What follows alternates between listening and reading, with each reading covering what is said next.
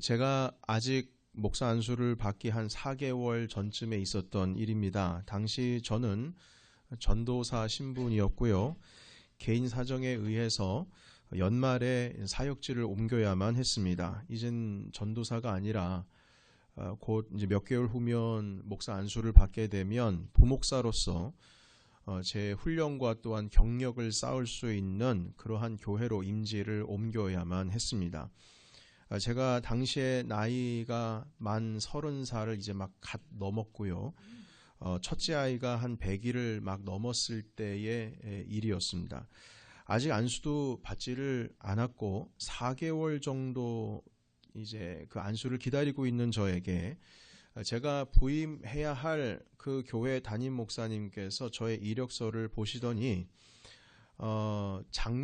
작년부에 한 교구를 담당하라고 말씀하셨습니다.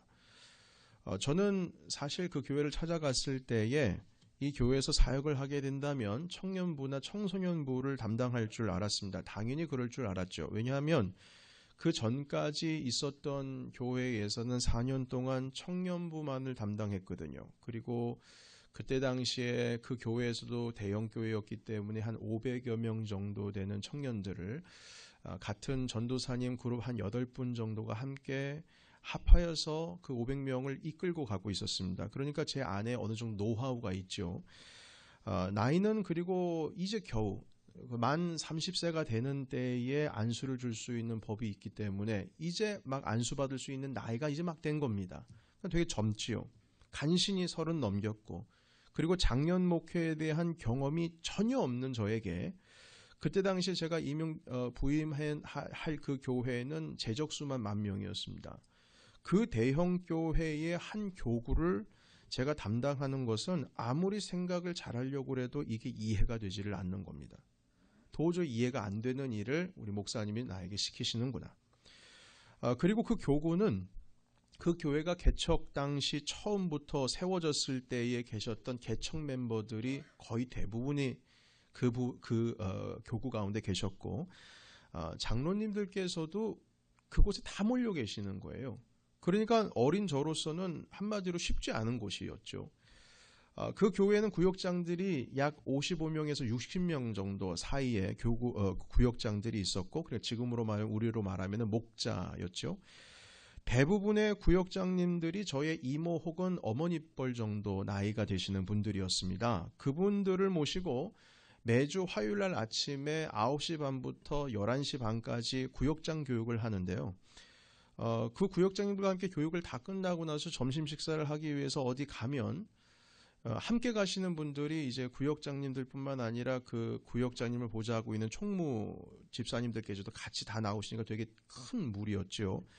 그런데 어디 식당에 가면은 저 혼자 남자고 양복 입은 남자가 저 혼자 있고 그리고 저의 이모 어머니 연배 되시는 우리 아주머니들이 포진을 하고 식당에 딱 앉아 있으니까 이렇게 딱 보면은 무슨 보험회사 젊은 과장이 보험 아주머니들과 함께 단합대회하는 것처럼 보이는 겁니다. 그런데 이 담임 목사님께서는 이렇게 아무런 경험이 도저히 매칭이 안 되는 될 수도 없는 목회 경험도 없는 그런 저에게 작년 교구를 떡하니 맡기신 거예요. 저는 목사님의 그 제안에 그 앞에서 No, 할 수 없습니다. 무슨 말씀이십니까? 이렇게 감히 할 수 없겠더라고요. 예. 부교육자의 훈련을 받고 목사의 안수를 기다리고 있는 목회 초년생이 담임 목사님께 감히 못하겠다는 말을 이 입에서 나오지가 않더라고요. 원래 마음에는 목사님, 전 청년부나 청소년부 생각하고 있었는데요. 이건 제 분야가 아닙니다. 말하고 싶은데 못하겠는 거예요. 다만 머릿속으로 이제 난 죽었다. 그거 하나였습니다. 저는 면접을 끝나고 집으로 돌아가는 길에 부모님께 전화를 드렸죠. 담임 목사님께서 저에게 청년부를 맡기셨다고요. 그러니까 부모님께서 하신 말씀이 야, 별일도 다 있다. 야. 너 기도하면서 정신 차려야 되겠다. 이게 격려 말씀인지 걱정의 말씀인지 반반 구분도 안 됐습니다. 저는 당장 책방에 가서 가장 쉽게 읽을 수 있는 경제 관련된 책 한 권 사서 읽기 시작했습니다. 이유는 이제 곧 대신방이 시작될 텐데 대형 교회이기 때문에 제가 이제 별 사람들 다 만날 겁니다. 그들 중에는 대형 기업에서 경영하시는 분들, 중견그룹에 계시는 분들, 대부분이 사회활동을 활발하게 하시는 분들일 텐데 그분들과 뭔가 이야기를 나누려면 저도 뭘 알고 있어야지 대화가 되죠. 저는 세상 물정 모르고 성경만 평생 공부했던 사람인데 사실 이 세상 문제거리들과 고민하고 세상의 물정과 싸우고 있는 신앙 안에서 고민을 하고 있는 그 성도들과 제가 대면을 한다는 사실이 저에게는 되게 두려웠습니다. 왜냐하면 할 말이 없거든요. 저는요. 경험이 없으니까요. 그분들에게 말해줄 수 있는 세상의 지혜가 저는 하나도 가지고 있지를 않습니다. 이제 막 30 넘긴 사람이 성경만 공부한 사람이 뭘 압니까? 아무것도 모르죠. 경제적인 활동도 제가 제대로 하고 오지를 않았으니까요. 그런데 여러분, 놀랍게도요. 너무나도 놀랍게 그 전도사 신분으로 시작된 그 첫 작년 목회는 첫 단추부터 너무 쉽게 풀려갔습니다. 교구에 50여 명 넘는 거의 60에 가까운 그 리더들, 구역장님들께서 저의 말에 전적으로 귀를 기울이고 따르기 시작했고요. 처음에는 말도 안 되는 실수가 있죠. 목회적인 실수. 여러분 어리니까 경험이 없으니까 실수가 계속 반복될 것 아니겠습니까? 그런데 참으로 이상하게 그게 목회 걸림돌이 될 수밖에 없는데 걸림돌이 안 되더라고요. 실수가 있는데 그 실수가 희한하게 긍정적인 어떤 도전들로 바뀌게 되고요. 걱정했던 일들이 쉽게 막 풀려가기 시작했습니다. 그리고 몇 개월도 안 돼서 교구 안에서 새로운 부흥의 기운들이 일어나기 시작한 겁니다. 당시 저의 집에서 그 교회까지의 거리가 차로 운전해서 자가용으로 2시간 정도 거리였는데 새벽에 나가서 밤에 돌아올 때면 너무 피곤해가지고요. 중간 지점 한 1시간 정도 지점 거리에 저희 부모님 댁이 있었어요.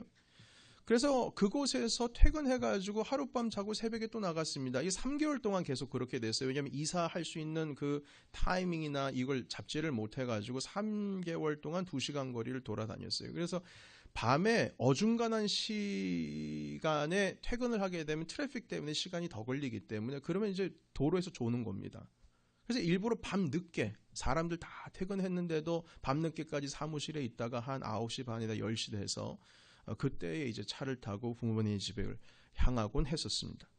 그리고 나서 이제 3개월 후에 교회 근처로 이사를 했죠. 한 번은 너무 피곤해서 그 부모님의 집에 도착해서 양복도 벗지 않은 채 침대에 누웠습니다. 지금도 기억해요. 그때 당시에 저의 입었던 양복의 색깔은 은갈치색의 파란색 스트라이프였습니다. 완전히 그 무슨 보스처럼 입고 다니는 그 은갈치색의 그걸 입고 침대에 그냥 엎드려진 거죠. 그리고 힘들어서 천장을 한동안 이렇게 주시하고 바라보고 있었습니다. 너무 힘들다. 그런데 저도 모르게 저의 입에서 이런 말이 튀어나왔어요. 성령님, 당신이십니까? 그때 당시 성령님께서 막 저에게 무슨 임재하시고 뭐 영적인 희한한 일들이 제 안에서 막 일어났기 때문에 제가 성령님, 당신이십니까? 이렇게 얘기를 한 게 아니고요. 이 말의 의미는 이렇습니다. 어린 나이에 저의 부족한 그 목회 경험에 담임 목사님께서 작년 교구를 저에게 맡겨주시는 것도 제가 이해가 안 되는데 희한하게 오히려 사람들 속에서 회복이 일어나고 따르지 않을 것만 같았던 사람들이 따라오고 상처 있고 가슴이 다치고 마음이 다치고 문이 다치고 했던 회복되지 않을 것 같던 사람들이 회복이 되고 부정적인 마음을 가졌던 사람들이 치유가 되는 일들이 막 일어나니까 이게 도대체 뭐지? 이겁니다. 제가 상식적으로는 이해가 안 돼요. 저는 부족하거든요. 제가 상식적으로 이해가 안 되는 거예요. 계속 실수는 일어나고 할 수 있는 그때 당시에 목사님들 중에서 제가 어린 제일 막내였으니까요. 이제 목사 안수도 받지도 않았습니다. 그런데 희한하게 놀라운 일들이 일어나고 있는 거예요. 그래서 이게 내가 목회를 하는 것이 아니고 하나님께서 지금 하고 계시다라고 하는 확신이 갑자기 그 침대에서 제 마음 가운데 들어온 거예요. 왜냐하면 인간적으로는 계산이 안 되거든요. 그래서 제 입속에서 갑자기 성령님, 당신이십니까? 라고 할 수밖에 없었어요. 제가 한 것은 순종밖에 없었습니다. 만약 제가 머리가 잘 돌아가는 지혜로운 사람이었다면 여러 계산을 막 했었을 것 같아요. 그때 당시에 이건 내 능력 밖이구나. 내 옷이 아니구나. 내가 이 걸쳐 입어야 할 이 사역이 아니구나.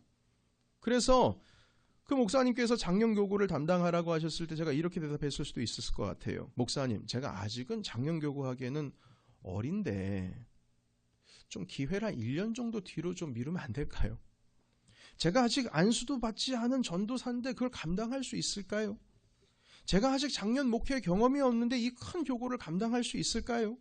제가 청년 사역에만 경험이 있고 선교라든지 예배 사역 여기에는 제가 전문인데 제가 목사를 혹시 좀 받은 후에 한 내년이나 내후년 정도 되었을 때에 장년 사역을 하면 좀 좋지 않을까요?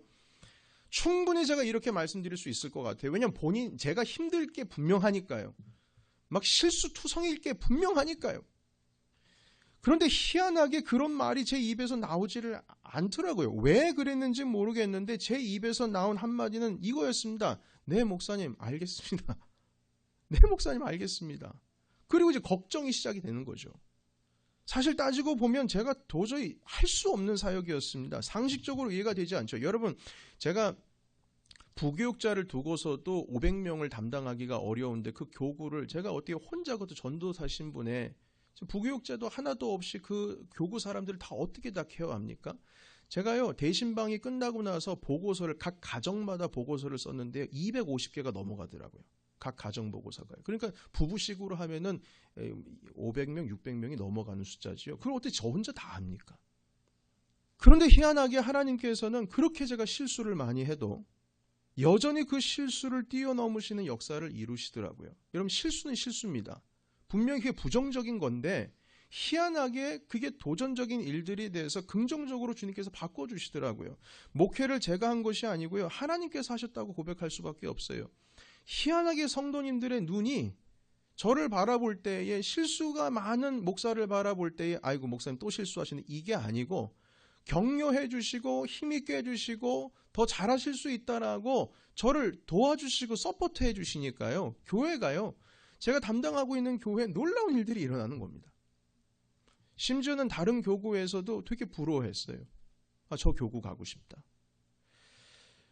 여러분, 이것은 전 지금도 고백하지만 성령 하나님 당신이십니까? 아직도 그때가 생생해요. 당신이십니까? 너무 가슴이 감격에 벅차 올라가지고요. 주님 당신이십니까? 하니까 막 울컥울컥 하더라고요. 주룩주룩 울었어요. 그 침대 위에서요. 당신이시냐고. 너무 좋아서요. 오늘 본문 말씀 보시게 되면 마리아 이야기가 등장하는데요. 이 본문을 읽어보면 마리아가 결코 계산 빠른 여자가 아니었습니다. 지혜로운 사람이 아니었어요. 왜냐하면 가브리엘 천사가 나타나서 이 마리아에게 아기를 가지게 될 것이라고 말씀하셨을 때에 아기를 가지게 되면 무슨 일이 어떻게 일어날지 계산을 안 해요. 이 마리아가요. 머리가 돌아가지를 않습니다. 전혀 주의 말씀이 내게 이루어지이다 이렇게 말해버리고 끝나버렸어요.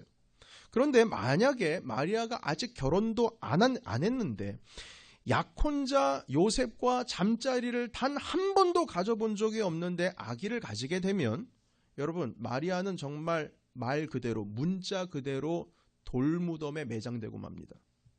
죽을 수밖에 없어요. 돌팔매질 당해서 죽습니다. 율법에 의하면요.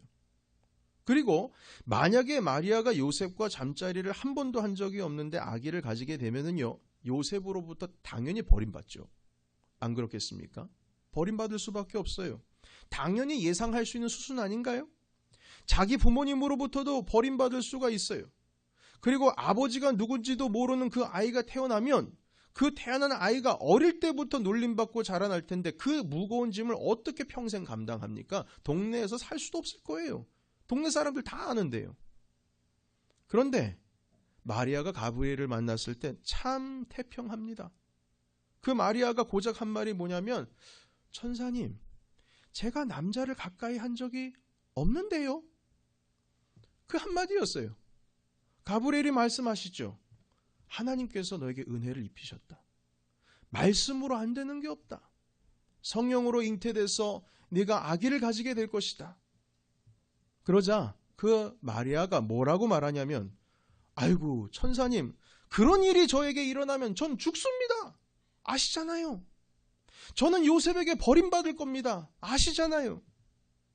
그런 일이 일어나면 제가 요셉에게 어떻게 설명해야 합니까? 어떻게 이 작은 마을에서 고개를 들고 다닐 수가 있겠습니까? 이런 질문이 아니었어요. 마리아가 한 말은, 저는 남자를 가까이 한 적이 없는데요. 주님께서 그것에 대한 답을 허락해 주시니까, 성령으로 잉태되실 것이라고 가르쳐 주시니까요, 마리아가요, 앞뒤 생각 안 해요. 계산할 줄 몰라요. 단지 그 여인이 한 말은요, 주의 여종이오니 말씀대로 내게 이루어지이다. 그 한마디였어요. 순종해버리고 맙니다. 그러나 실제로는 이 순종하기엔 너무나도 감당하기 어려운 짐들이 앞에 이제 펼쳐질 게 분명한 겁니다. 여러분, 그런데 감사한 일이 일어나죠. 마리아가 덥석 고백을 해버렸는데 이제 걱정이 태산이죠. 요셉에게 이거 어떻게 얘기를 해야 되냐. 아무리 믿어달라고 해도 그게 믿어집니까? 이게 믿을 수가 없죠. 천사가 나타났다라고 얘기를 해도 믿어집니까? 할 수가 없죠. 이거 어떻게 설득을 해야 될까? 이 내 상황을 어떻게 설명해야 할까? 여러분, 그런데 그 일을 누가 하시냐면 하나님께서 하십니다. 주님께서 대신 꿈속에 요셉에 나타나셔서 이 상황을 설명해 주시고, 마리아를 아내로 취하는 것을 걱정하지 말고, 두려워하지 말고, 너의 아내가 될 사람이 지금 아기가 가지고 있는 이것은 성령으로 잉태됐다라고 하는 분명한 사실을 가르쳐 주십니다. 하나님께서 요셉을 설득하시고 또한 길을 열어주시지요. 하나님께서 하시는 겁니다. 그리고 아기 예수님이 탄생하실 때에 예루살렘에 있는 남자 아기를 다 죽었습니다. 아시죠? 어린아이들이 죽었어요. 이유는 헤롯이 유대인의 왕이 태어난다는 소식을 동방 박사들에게 듣고서는 그 시로 예루살렘의 유대인 남자 아기들 다 죽였습니다. 피바람이 분 것이죠. 이 상황을 마리아와 요셉이 어떤 지혜로, 어떤 능력으로 해결할 수 있겠습니까? 이건 예상치도 못한 일이에요. 무슨 그들에게 능력이 있습니까? 이 위험을 어떻게 피합니까? 이런 일들은 예상치도 못한 것 아닙니까? 그런데 하나님께서 꿈속에 나타나셔서 그 아기 예수님과 요셉과 마리아를 애굽으로 당장 피신시킵니다. 빨리 떠나라. 그리고 대왕 헤롯이 죽을 때까지 거기에 머물다가 다시 나사렛으로 돌아오시죠. 여러분, 이 사건을 통해서 알 수 있는 것은 마리아와 요셉이 한 것은 앞뒤 계산한 게 아니었어요. 이럴 땐 이렇게 해야지, 저럴 땐 저렇게 해야지. 내 삶의 노하우를 가지고, 적어도 내가 가지고 있는 이 지혜를 가지고 이 어려움을 여길 때는 어떻게 해결해 나가야 되지. 이런 능력자, 지혜자가 아니었습니다. 그들은 단지 하나님께서 요셉아, 마리아를 취할 것을 겁내지 마라. 그 아기는 너의 아기는 아니지만 하나님께서 이 성령으로 잉태해 주신 것이다. 그 아이를 통해서 세상이 구원될 것이다. 라고 말씀하실 때, 그렇군요. 사실 그 말씀을 들어도 저 같은 이해가 안 됐을 것 같아요. 근데 좀 설명 좀 해주시겠어요? 이것도 아니고, 그렇군요. 그냥 순종하고 마리아를 자기 아내로 받아들입니다. 하나님께서 주님의 일을 만들어 나가시고 역사를 이루실 때는 이 사건을 보면서 우리 알 수 있는 것은요, 무슨 능력자나 지혜자가 하나님께 필요한 건 아니었습니다. 그 능력이나 지혜가 필요하다면 그것은 주님께서 하시면 되는 거예요. 그러면 하나님께서 누구를 필요하시는가? 그것은 정말 순둥이처럼 아무것도 모르고 무슨 위험이 앞에 올지도 모르는, 앞뒤 생각할 겨를도 없이 주님의 말씀 가운데 순종하는 사람이 주님이 필요한 것입니다. 지혜자가 필요한 게 아니에요. 지혜는 없으면 주님께서 주시면 되고, 능력 없으면 주님 주시면 되는 거예요. 여러분, 모세가 이스라엘 백성들을 끌고 출애굽할 때에 먹을 거 걱정했어요? 마실 거 걱정했어요? 주님 말씀 따라서 왔는데 홍해가 있어요. 아이고 하나님, 이거 어떻게 합니까? 이랬습니까? 아니요. 길이 없으면 어떻게 돼요? 길은 주님이 만들어 주시면 되는 거잖아요. 하나님께서는 계산 빠른 사람이 필요한 것이 아니고요, 순종하는 사람이 필요한 것입니다. 그리고 순종하면 해야 할 그 빠른 계산, 그건 본인이 하는 것이 아니고 하나님께서 하시는 겁니다. 능력 없으면 주시면 되고, 지혜 없으면 지혜 주시면 되고, 상황이 여의치 못하면 길을 열어주시는 것도 내가 할 것이 아니고 하나님께서 하시는 겁니다. 우리는 그런 것까지 생각할 필요 없어요. 마리아와 요셉이 그 뒤에 일어날 일까지 미리 알고 인지하고 생각하고 있었으면 이 일 감당할 수 있었겠습니까? 없습니다. 마리아와 요셉이 한 일은 순종밖에 없어요. 나머지는 하나님께서 천사를 다 시켜서 알아서 길을 만들어가고 계시지 않습니까? 그런데 이와 반대의 경우가 있었습니다. 모세의 경우가 그랬죠. 모세는요, 계산이 빠른 사람입니다. 그래도 과거에 왕궁에서 훈련을 받았던 사람이기 때문에 이 계산이 빨라요. 이렇게 되면 이게 안 되겠는데, 이게 좀 맞지 않겠는데, 이미 그 계산이 다 나오는 사람이에요. 자신의 머리로 생각을 해보니까, 계산해보니까 출애굽이라고 하는 것은 이게 안 되는 게임입니다. 처음부터 시작하면 안 되는 거예요. 왜냐하면 답이 안 나오거든요. 보세요. 이분이 하는 말을 보세요. 성경에 보시면 하나님 무슨 말씀이십니까? 저를 쓰신다니요. 제가요 말주변이 없습니다. 지금 왕궁을 떠난 지 40년 이상 지금 광야에서 양만 치고 살았는데 저 말주변 없습니다. 저는 애굽을 떠난 지 오래됐습니다. 가면은요 저를 알아보는 사람이 없을 거예요. 그런데 제가 무슨 능력을 가지고 이스라엘 사람들을 끌고 옵니까? 제가 무슨 어떻게 리더가 될 수가 있겠어요? 저를 그 사람들이 모르는데요. 그 많은 사람들을 어떻게 설득합니까? 바로 왕에게 가보라고요? 제 꼴을 보세요. 이 꼴을 하고 어떻게 애굽 왕의 그 바로를 보러 갈 수가 있겠습니까? 가나안 땅으로 가는 광야길은 먹을 것도 없고 마실 것도 없이 어떻게 그 길을 지나갑니까? 여러분 계산 빠른 사람이라면요 이런 질문들이 나올 수밖에 없죠. 안 되는 거예요. 안 되는 거예요. 될 수가 없는 거죠.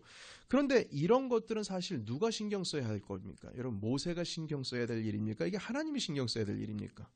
하나님이 신경 써야 될 일이죠. 왜냐하면요 모세는 신경 쓰고 싶어도 답이 없습니다. 정말로. 왜냐하면 그게 무슨 인간의 능력으로 될 문제입니까? 할 수 없어요. 모세가 해야 할 일은요 단 한 가지입니다. 네 주님 하겠습니다. 이 한마디만 하면 되는 겁니다. 모세는 어떻게 가나안으로 가야 할지 길을 찾을 필요 없어요. 지금은 내비게이션이라도 있지. 그땐 없지 않습니까? 어떻게 가야 할지 찾을 필요가 없습니다. 이스라엘 백성에게 먹을 것에 대해서 마실 것에 대해서 어떻게 하면 물을 해결할까? 어떻게 하면 양식을 해결할까? 고민할 필요가 없습니다. 고민해도 소용이 없어요. 능력이 없으니까요. 먹을 것과 마실 것을 어떻게 해결합니까? 그건 주님이 하셔야 될 일입니다. 모세는 단지 순종만 하면 되는 것이었어요. 하나님께서 필요로 하시는 사람은요 능력자, 지혜자, 계산 빠른 자가 아니고 무식하게 순종할 줄 아는 사람을 주님께서는 필요하신 겁니다. 순종하면 그 뒤부터는 하나님이 인도하십니다. 넘어야 할 산이 있으면 넘게 해주십니다. 무너뜨려야 할 벽이 있으면 무너뜨려 주십니다. 그러나 그 문제는 우리가 고민할 것이 아니고 하나님께서 하셔야 할 일이기 때문에, 우리의 능력 바뀌기 때문에 우리가 할 수 있는 것은 주님의 종이오니 주님의 말씀대로 이루어지이다. 다만 그 믿음의 여정을 하나님을 바라보면서 출발하면 되는 것입니다. 어떻게 주님께서 이끌어 가실지 기대하는 마음 가지고 있으면 돼요. 그리고 주님을 의지하는 마음 가지고 있으면 되는 겁니다. 걱정하는 마음보다 기대하는 마음이 있어야 돼요. 걱정하는 마음, 염려하는 마음이 자꾸 생긴다면 차라리 그 걱정할 시간에 기도하면 됩니다. 주님과 더 가까워지세요. 하나님의 이 구속의 역사, 인류 구원의 역사가 일어나는 그 시점, 그 발단의 시점은요 한 가냘픈 여인의 순종에서 시작했습니다. 그 여인의 명석함, 능력 있음, 그 여인의 지혜로움, 그 여인의 용감함, 그 여인의 어떤 그 모든 것을 해안을 볼 줄 아는 어떤 그러한 지식적이고 어떤 그러한 지혜로 말미암아서 거기서부터 하나님의 구속 사역이 시작된 것이 아니고요. 단순한 순종에서부터 그 구원의 역사가 시작되는 것입니다. 이렇게 하나님의 역사는 사람의 능력이 있음, 준비됨에서 시작되는 것이 아니고 사람의 순종에서부터 시작되는 줄을 믿습니다. 사랑하는 성도 여러분, 하나님 앞에서 우리 단순하게 살아야 됩니다. 복잡하게 생각하면 안 됩니다. 순종하려면 복잡한 순종이 되면 안 됩니다. 여러분 순종은요 복잡한 게 없어요. 순종은 네 하겠습니다. 이게 순종이죠. 비즈니스 할 때에 주고받고 하지 않습니까? 조건이 있지 않습니까? 서로 딜할 때 내가 이렇게 하면 네가 이렇게 해주고 이거 순종 아닙니다. 순종은 제 능력껏 하나님께서 저에게 기회를 주시면 그 기회를 주신 것만큼 주님께서 저에게 할 수 있는 능력을 주시는 것만큼, 주님께서 이끌어 주시는 바로 거기까지 주님 하시라면, 하라시면 제가 하겠습니다. 단순하게 그렇게 나아가는 것, 그것이 바로 주님께서 우리를 도우시고 우리를 인도하시며 주님의 역사를 이루어 가시는 하나님의 방법이라는 것입니다. 단지 순종하는 자에게 하나님의 도우심이 시작될 겁니다. 그래서 하나님께서는 바울에게 말씀하셨지 않습니까? 네게 약한 것이 은혜다. 약한 것이. 그 육체 가시 있는 거 그게 너에게 있어서 은혜다. 왜냐하면 네가 약하니까 나를 의지하지 않느냐. 일은 너의 능력을 통해서 이루어가는 것이 아니라 내가 이루어가는 것이기에 너는 나약한 그대로의 모습으로 나에게 오라. 그러면 내가 은혜를 베풀리라. 주님 말씀해 주셨습니다. 여러분, 오늘 이 말씀을 우리의 마음에 새기셨어요. 이 새해에는 2019년도에는 정말 무식할 정도로 너무 순둥이처럼 하나님 아버지 앞에 순종하시는 사람이 되셔서 하나님께서 여러분들의 삶을 직접 인도하시고 하나님께서 여러분들의 삶 가운데에 직접 열매를 맺혀가게 하시는 그러한 귀한 복된 한 해의 시작이 되시기를 예수 그리스도의 이름으로 축원합니다. 아멘. 기도하겠습니다.